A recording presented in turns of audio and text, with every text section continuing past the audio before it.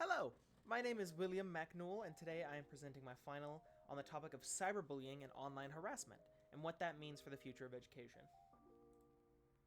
So what is cyberbullying? I'm sure most of you are familiar, but for those who aren't, the definition is as follows. It's the use of electronic communication to bully a person, typically by sending messages of an intimidating or threatening nature. And it's an issue that has roots across all of the history of education, and has only evolved further with the advent of technology. More people have access to technology, therefore kids will use that technology in any way they seem fit, which unfortunately does include bullying. According to a study done on cyberbullying by the UCLA Children's Digital Media Center, within the years of 2007 to 2008, 72% of respondents reported at least one online incident of bullying, and 85% of whom also experienced bullying in schools. The most frequent forms of online and in-school bullying involved name-calling or insults, and then the online incidents most typically took place through instant messaging. And this number has only increased as more available means of connecting online have become not only mainstream, but also accessible.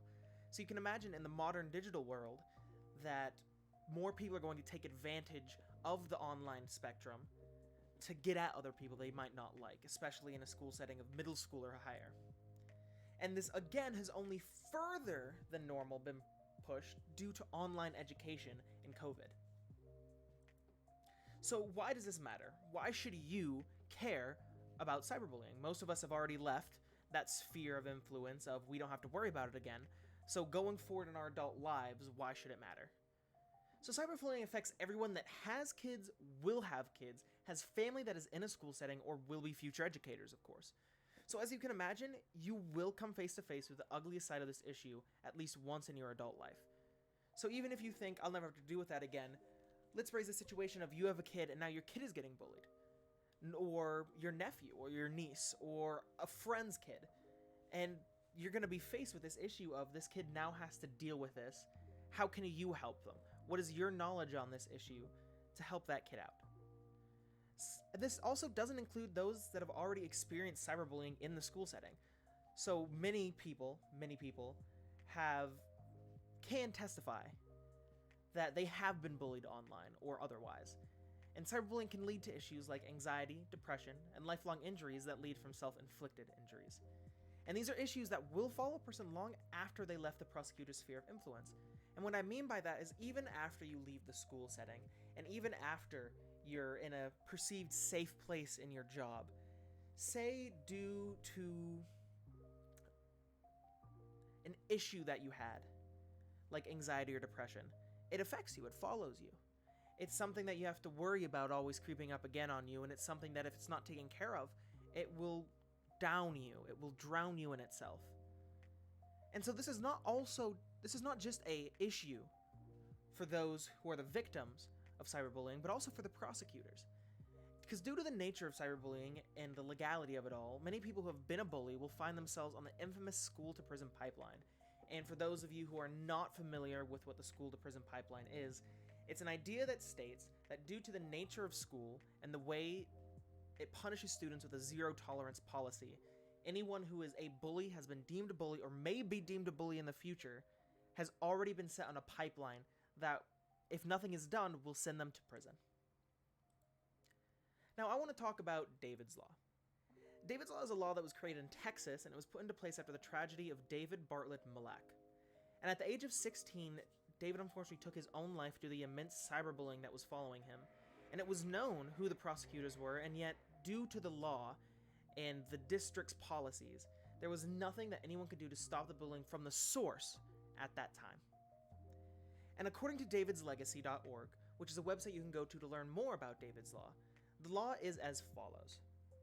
David's Law requires school districts to include cyberbullying specifically in the district bullying policies and to immediately notify a child's parents if he or she is a victim or alleged aggressor of bullying. It also allows schools to collaborate with law enforcement when serious or life-threatening bullying situations arise.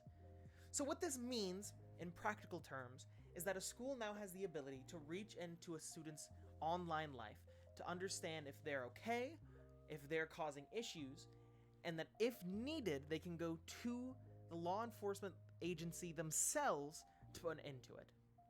So it's simple, but this opens the door for that law enforcement school to get more directly involved, with those who use the blessing of the internet itself to cause harm to other people.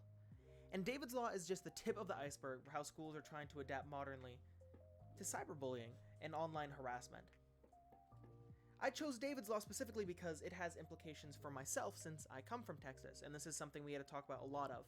It also personally helps me because due to this law, there was a shooting at my school that was prevented, due to the law enforcement agency's ability to reach into that student's online life and pull evidence from it. But there is concerns on privacy. So in the modern world, many schools have been trying to adapt to cyberbullying, which has led to a particular question to arise. And what determines the boundary that the school needs to stay behind when they're under the flag of protection? So this is an important discussion even to those who might not see the harm in it to have, just to put it in the air. This concern has only evolved as well as online education has become more prevalent. Where does the school life end and a student's private life begin? Where is that boundary? Is that line? And it's only becoming more blurred as time goes on. Many voices cry out that while this may be okay for the immediate future, it could set a dangerous precedent for the future and lead to even larger issues in the school system being too involved in a student's upbringing. And while I understand where people are coming from, it is a worry. It's a worry that the school will be raising your kid more so than the parents will, or that the school will be causing these things to happen in your student's life that doesn't mean anything for education. However, here's the truth as I see it.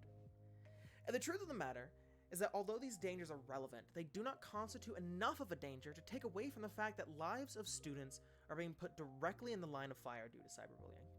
And laws like David's Law and other ways of circumventing cyberbullying have directly been helping those who are affected by these negative things. And due to this fact, it's my fervent belief that this is the correct way to take education in the future.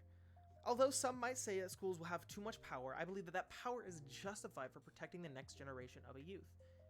And that if needed, the school should have a reach into the online private lives of its students to make sure that everyone is okay and safe. That being said, I thank you very much for listening, and here is my sources page.